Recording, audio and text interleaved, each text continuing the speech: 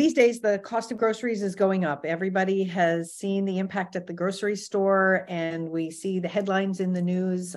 Things are not expected to get better anytime soon when it comes to food dollars and your budget. And on top of that, we have a lot of people who are realizing that in order to be healthy, we need to make healthier choices about food. And one of the biggest challenges I hear from my clients is, healthy food is so expensive. How am I supposed to do that? And so today I happen to have a very special guest. Lauren is a friend, a colleague, and an alumna. We went to the same school, and she is an expert when it comes to ways to eat healthy on a budget. I will put her bio down below so you can read all about how fabulous she is, but I will share that Lauren is not only board certified in holistic nutrition, she also has a degree in psychology, making her the perfect person to help us understand some of the emotional and physical ups and downs that come along with trying to eat well to be well. Lauren, thank you so much for being here. Thank you so much for having me. I'm excited to have this conversation. So I have to ask, inquiring minds want to know, how did you get from psychology to food? It's been quite the journey, to say the least. So I have a professional background as a project manager in both startups and nonprofits, living and working in San Francisco. But in my 20s, my health was declining. I was struggling with a lot of gut-related issues, IBS issues, which then turned into skin issues, insomnia, severe nutritional deficiencies. My gut was so dysbiotic. I wasn't absorbing any of the nutrients in my body, which led me to have to get IVs of iron off and on throughout my 20s. So I basically had a pretty large health crisis. And I was shuffled around the Western medical model, which is great for certain things, but it's not great for chronic illness. And none of my doctors really talked to me about food. I was misdiagnosed. I was overprescribed. I was told nothing was wrong with me while my symptoms continued to get worse. And after a while, I just decided I couldn't live like this. So I started researching gut health and foods to support your gut. And that led me to discover Ayurveda, which was really supportive on my healing journey. So that's the oldest healing system in the world. So I started cooking more soups and stews and easily digestible foods. And I started to slowly see progress. Keyword is slowly, very slowly. I added in some lifestyle changes as well. And I slowly started to heal my physical body. So I decided to quit my job and go back to school at Bowman College to get my nutrition certification. So this is my second career and I love it. I'm a product of what I teach. I walk the talk, and there are such healing ways of using food and lifestyle to support your physical body. So it's definitely been a journey, and healing is not linear, let me tell you that. But using food and lifestyle to support your body is something I'm really passionate about, and it works. It's not a quick fix. It's a slow roll, but I've been a holistic nutritionist for 3 years. I have my own practice right now, and I'm just really passionate about educating people on nutrition. And one piece of that is how to eat healthy on a budget, because life is expensive now, don't you think? I know. And it's so challenging. First of all, kudos to you for taking the reins and realizing that there was a missing piece. That's my own personal story as well. Chronic health issues, and nobody talks to you about food. And I'm like, it's so basic. And once we get to that point and we recognize that there is this huge relationship, it really empowers you to take back control of your own wellness journey. But like you said, those real food choices are not cheap. And even if you think you're eating, and it turns out now you need to step it up a level because you're recognizing there's an even deeper connection between your food and your health, a trip to the grocery store can be eye-opening. What are some of your favorite tips for people to do better at the grocery store when it comes to shopping and making those choices? My number one tip is do not shop hungry. Oh yeah. Do not shop hungry. Have a snack before you go to the grocery store, like a banana and nut butter or a handful of nuts, something small. But if you go hungry, you're going to probably choose foods that sound good in the moment. So number one is don't go hungry. Before I go grocery shopping, I always plan ahead. That is key. So I will look at what I have in my pantry and in my fridge. I will make a very detailed shopping list, which is helpful. I'm old school. I always put it on a piece of paper. And I also include what I'm going to be cooking that week. So the element of meal prepping is always really big, recipe planning. And I'm not a trained chef. Like I don't have chef training, but cooking can be easy and fun and simple. I go for simple because time is money. So having a really detailed grocery list is going to be really helpful. My next tip is shop local if you can. Either if you have a farmer's market local, if you don't, there's this thing called CSA boxes, so community supported agriculture boxes, which are a way you can get products from local farms, either like veggies, fruits, or meat, and it gets delivered to your house. So that's really cool. But shopping local will benefit the community and the environment and will usually be more affordable. I love that tip, especially because if it's local, there's a whole lot less food miles involved. And so chances are you're getting food in season at the peak of freshness. So you're getting more nutrition for your grocery dollars. That was my next tip. That was so good. Eat seasonally. Yeah. Eat seasonally, you guys. So when foods is basic supply and demand, when food's in season, there will be larger quantities, which means it will be less cost to you. So it will be more affordable. It will also taste better, which is something I love since it'll be fresher and it's grown in the actual season it's supposed to be eaten in. So right now we're in May. So like asparagus, artichoke, strawberries are all in season right now. And if you buy an out of season food, it'll be more expensive because it will usually have to be shipped not from your local area. So that will just add to the cost. You can just Google seasonal foods. Or it's been stored. So you're paying for them to keep it in cold storage and then force ripen it with ethylene gas in order to make it taste like cardboard. We don't want that. Yeah. So eating seasonally is a great tip. We learned this in school. Eat for your soul. So that stands for seasonal, organic, unprocessed, and local. That's something I always love to educate on. Next tip is try to minimize those prepackaged food snacks. So the way I like to suggest people do that is you shop on the perimeter of the grocery store, because when you're in those aisles, that's where all the prepackaged, pre-made food is going to be found, processed food, which will add up. Honestly, sometimes we think that those foods are cheaper. In the long run, they're not, because also they're detrimental to your health. So shop on the perimeter of the grocery store where you will find mostly produce and dairy and meat and nuts and seeds. That's one of my favorite tips to give people. One of the things that I love about that too is that if you find yourself drawn to those foods, you can look at, are there ways that you can do it yourself? And I know you mentioned meal prepping. I'm assuming that includes snack prepping as well. Do you have any tips for that, like ways to make it either easier or tastier for people? Absolutely. I'm a big fan of making your own dips and dressings. It's so easy. Like make your own salad dressing with olive oil, some type of vinegar, a little salt, a little pepper, a little Dijon mustard, and like some fresh basil. That's great. You can make your own hummus. Super easy. Make your own salsa, make your own pesto. I'm a big fan of making my own sauce. I'm a big condiment fan. I love putting different condiments on things. So getting comfortable in the kitchen is going to be huge. And then also just don't be afraid to try out new recipes. And as Mira was saying, making your own versions of the prepackaged food snacks that you can find in the store. So roasting and sprouting your own nuts is really easy. Meal prepping obviously is going to be a huge piece. And meal prepping can seem kind of overwhelming. And like people are like, I don't want to eat the same thing every day. I'm like, I don't either. No one wants to be doing that.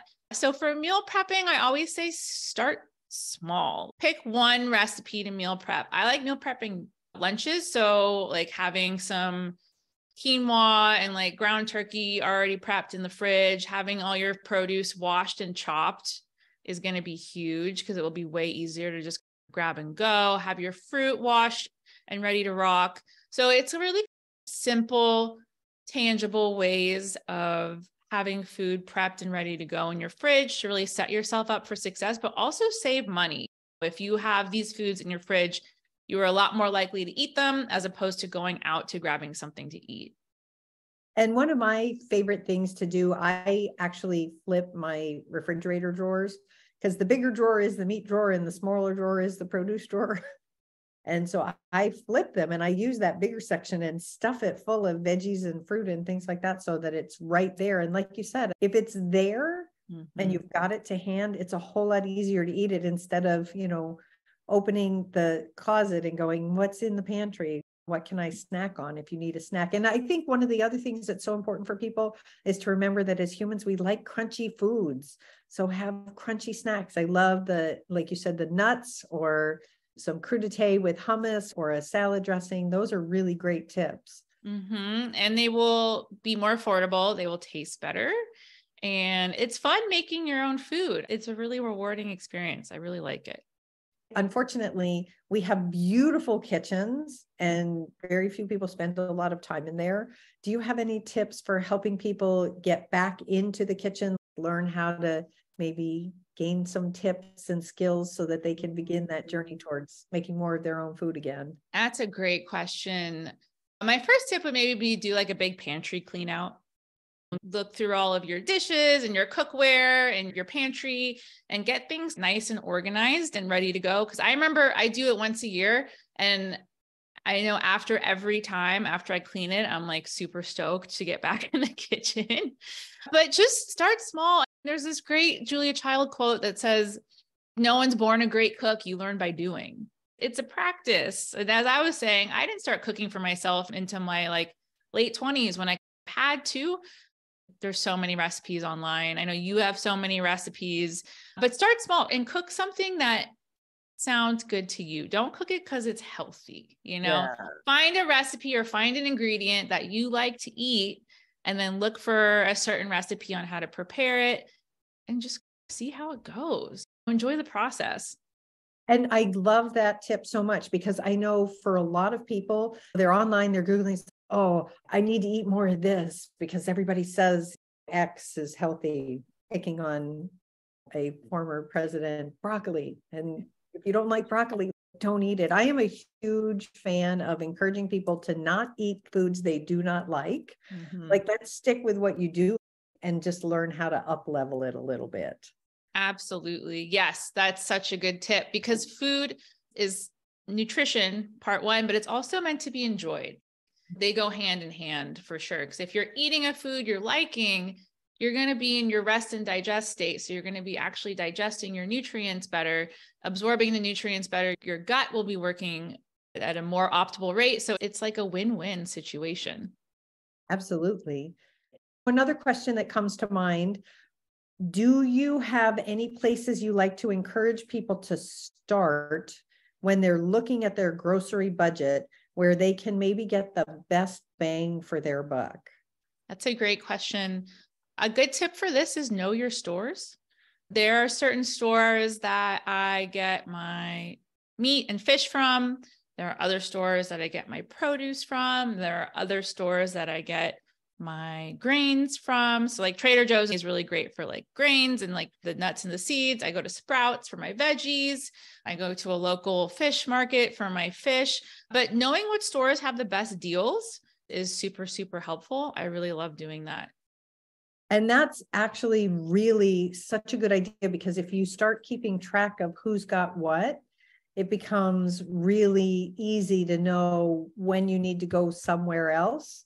I'm a big fan of the preparedness pantry. So having your everyday pantry and your overflow pantry. And when you get to that overflow pantry and needing to restock or replenish in there, chances are you're not going to 10 different grocery stores. So I love that you break it down even further into your perishables, knowing where you can go and what you can get. That's great. So when you're making meals and you're trying to save money, do you think it's better to buy like the big family pack of something and triple the recipe? Or is it better to work smaller and just make things that you're going to enjoy more and maybe have one left over instead of trying to multi-pack it? That's a great question. I think it depends on your household size. Oh, good point. For me, like I live alone. So buying in bulk is one tip you can absolutely use to try to save money. Obviously, because buying in bulk, you'll get more bang for your buck. However, for me, like I live alone. So if I buy in bulk, either I might get sick of that food or it might go bad. So it depends on your household size. But I like to start small. I'm a big fan of starting small and then finding what works for you. Also, don't be afraid to use your freezer. Like the freezer is awesome. If you have some fresh herbs on their way out, what you can do is you could put them in ice cube trays with olive oil and freeze them. So you have them like ready to rock. And when you're going to cook and saute, and when you freeze it, correct me if I'm wrong, but it keeps the nutrient density of the food at the time, right? Which is awesome. So I'm a big fan of freezing.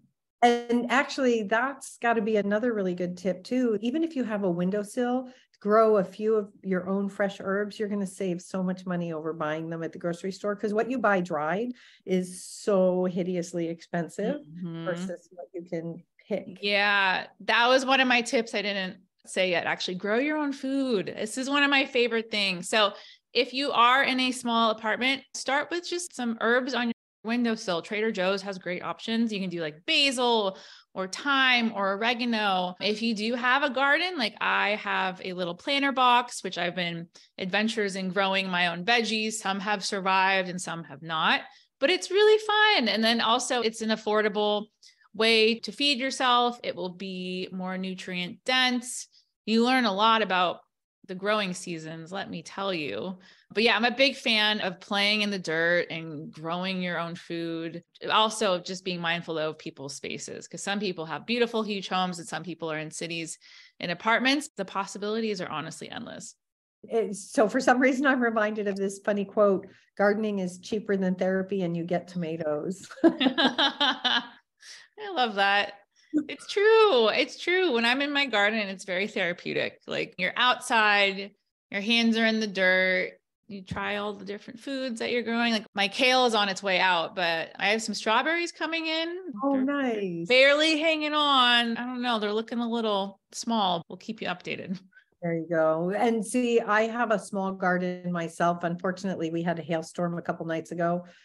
So my lettuce pretty much got destroyed. Some of the other things are looking okay. I live in Texas. So our big challenge is that at a certain point, it gets so sunny and so hot. So you have to learn how to garden where you are. Absolutely. Do you have any resources that you like for people to learn about the nutrient density of their food? If I remember correctly, don't you have some kind of a seasonal program to help them? Yeah, absolutely. So I partnered with a colleague, and what we do is we run 5-day group coaching programs. And these could be virtual, so you can do them anywhere in the United States. I don't like to use the word detox program because that sounds intense, but like we get back to the basics. We get you guys in the kitchen. We give you a meal plan with seasonal recipes. It's very seasonal based. So our next one coming up is summer. We give you seasonal meal plan, also seasonal lifestyle suggestions. And then my colleague Kat, she makes this bone broth, which is really the kicker, and we ship it to you guys. So on days 3, 4, and 5, when we're mostly plant-based, we incorporate the bone broth, which really helps push you and myself, because we reset with everyone too, helps push you through your cravings. But the two kind of main goals of this is seasonality, which is huge, and then also incorporating bone broth. But we also take a really affordable approach because that's what we all need. Like life is really expensive, but the shifting of the seasons, I think, is a really cool way to try to learn how to cook and meal prep and find what foods work for you. EWG is always a great resource with the Dirty Dozen and the Clean 15, because organic can be expensive, but they list out the Clean 15 are foods you can buy conventional. And then the Dirty Dozen are foods that's suggested to buy organic due to pesticides. That's also a great resource. Yeah, I was so sad when kale made it on that list of the Dirty Dozen. It was like, really? Yeah. Because the list changes every year, so you never know what you're going to get. Lauren, this has been amazing. It's been so much fun to talk with you, and you've shared some really great tips. If someone wanted to connect with you, where would they find you? My website is laurenemersonwellness.com. Emerson's my middle name. You can find me on the gram at laurenemersonwellness. You can also email me, laurenemersonwellness@gmail.com. That's awesome. And if I put the information down below, if you can send me the link about your seasonal reset, that would be great too. Absolutely. And I'm assuming that's a rotating thing throughout the year. So if you're listening to this and it's November, chances are there's going to be one coming up. Yeah, we do one every season. So for a year, our goal is to make it fun, make being healthy fun. And that's the best thing. That's the most important thing. I also really want to encourage anyone listening to this, wherever you are, whatever your food habits are, whatever you're trying to do with your grocery budget to shift to eating healthier, it's one step at a time. Please don't feel like you have to go in and throw out everything in your pantry, go to the grocery store, spend 10 hours shopping, bring it all home, and man, you're good, because that's not sustainable.